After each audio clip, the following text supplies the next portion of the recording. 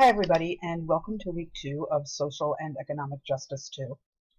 This week we're going to be talking about communities and organizations, including how we define these, what their functions are, and also what their importance is. And so I'd like to start with just providing an overview of our objectives and readings for the week, as well as walking through what your assignments will be.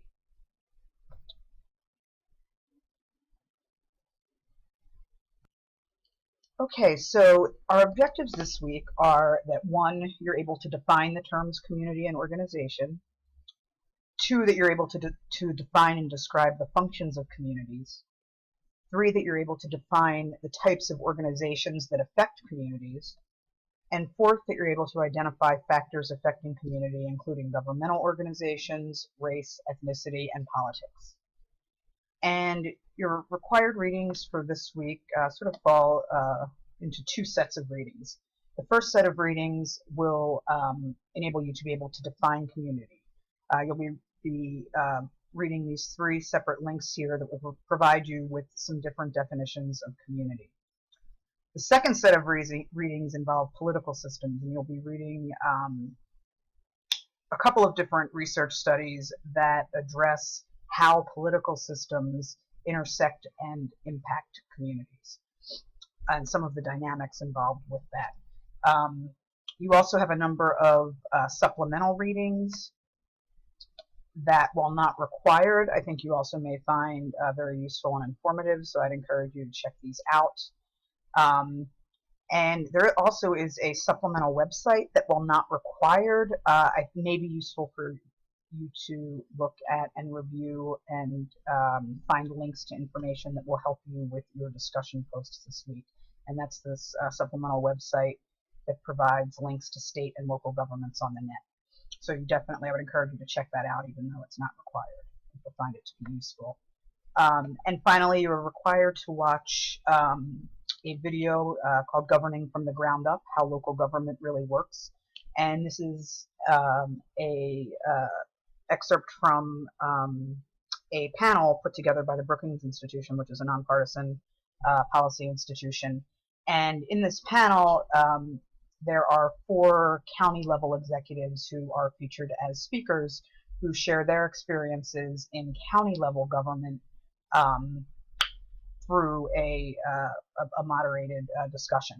And as you're watching this video and listening to the responses to the questions posed by the moderator, I would encourage you to listen to how the different county-level executives describe their experiences, and think about what similarities you sort of hear across their experiences, but also what differences you hear and sort of what these can be attributed to.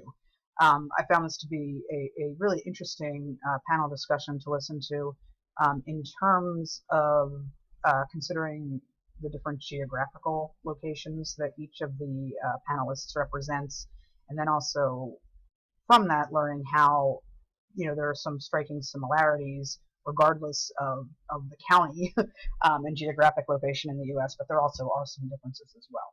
So I think this is a very informative video as well. Okay, next we are going to talk about the assignments for the week.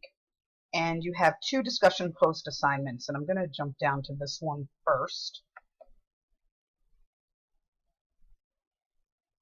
As soon as it loads, and I apologize, bear with me, my computer has been very slow today for some reason.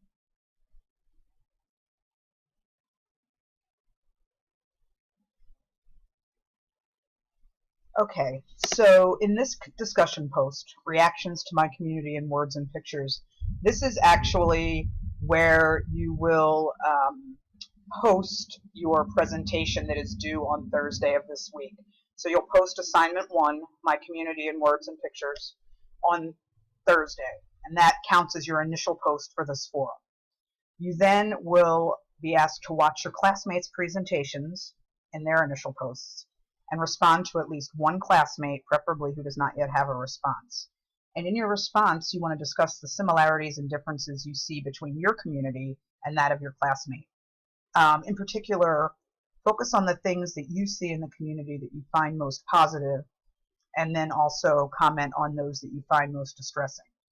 So your initial post, again, is due Thursday, and your initial post is you posting assignment 1, my community in words and pictures, and then your follow-up response is due by Sunday evening. A sufficient response should be a minimum of 75 words and a maximum of 150 words. And again, use the discussion forum directions and grading rubric as you develop your response.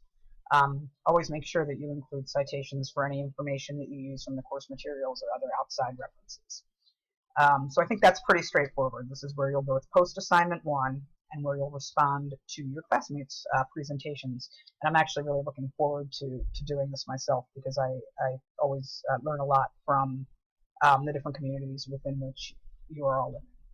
So let's jump back here to the second discussion post, which involves local politics. So we know that in every 4 years, we know very, very much at this point, in every 4 years in the U.S. it's an election year. And in your initial post, you're going to describe the political life of the community that you presented in assignment 1. So whichever community you discussed in your presentation, what you're going to be doing in this post is talking about the local politics of that community. So to do so, you're going to start by describing the what of political life in the community. So what does the voting registration profile for your community look like? You know, what's the ratio of Democrats to Republicans to independents? What political party is predominant in local elections? So does your community tend to have a history of voting more Republican than Democrat, or vice versa? In its local elections, how does your community tend to vote in state elections? How does it tend to vote in national elections? And sometimes that can look very different, right? Because sometimes we might have, you know, a town or a community in which perhaps within that town, Democrats tend to be predominant in local elections, but in that state, perhaps it's a state that tends to go Republican. So that can vary. You're also going to talk about what you want to list both the names and political affiliations of your U.S. senators and representatives, right? So that's at the federal level. Those are your U.S. senators and representatives in Congress, your governor, and then your state elected officials. So your state senator and your state representative, and then your mayor or your local supervisor or commissioner or whatever your local head official is called in your city, town, or municipality. Okay, so that's the what of political community life. The second part of this post involves describing the why factors. So what factors might contribute to these political affiliations, right? So maybe you live in a community that historically tends to be more democratic. What factors contribute to that? Is it something historical? Is it related to the demographics? Is it related to issues to urban versus rural life? And if the political affiliations of your local politicians, so your mayor, your supervisor, your commissioner, your city council people, whatever they are called in your community, if the political affiliations of your local politicians are different than those at the state or national level, right? What might be the causes of those differences? So I'll give you an example. I lived for many years in Philadelphia, which is a city that tends to historically heavily vote Democratic. However, as a state, in terms of the makeup of the state legislature, Pennsylvania tends to be heavily Republican.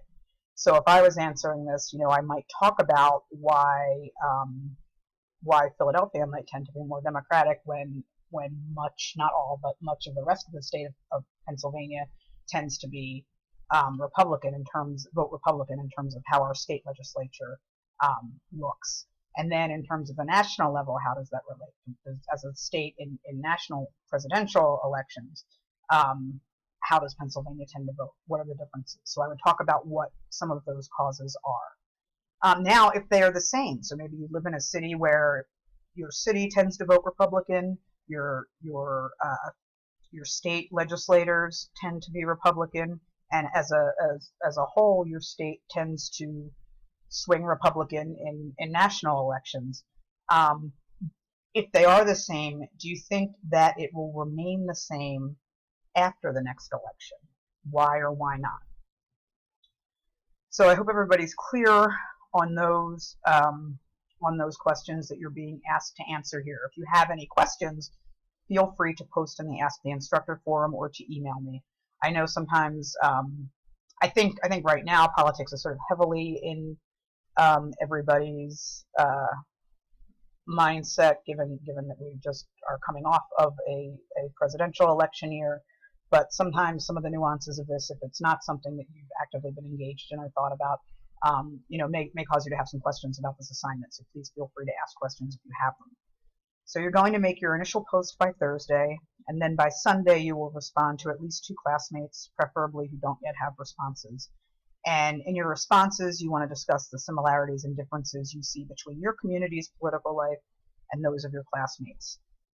You also want to talk about what characteristics or factors you think work the same or differently across the communities.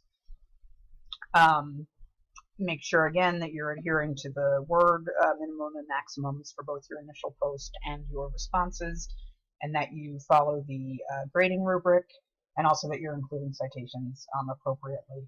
And also make sure you're connecting your response to the readings for this week. I think that's sometimes one of the biggest things that students sometimes miss, is making sure that you're also referencing and connecting this to some of the readings and or the video for this week.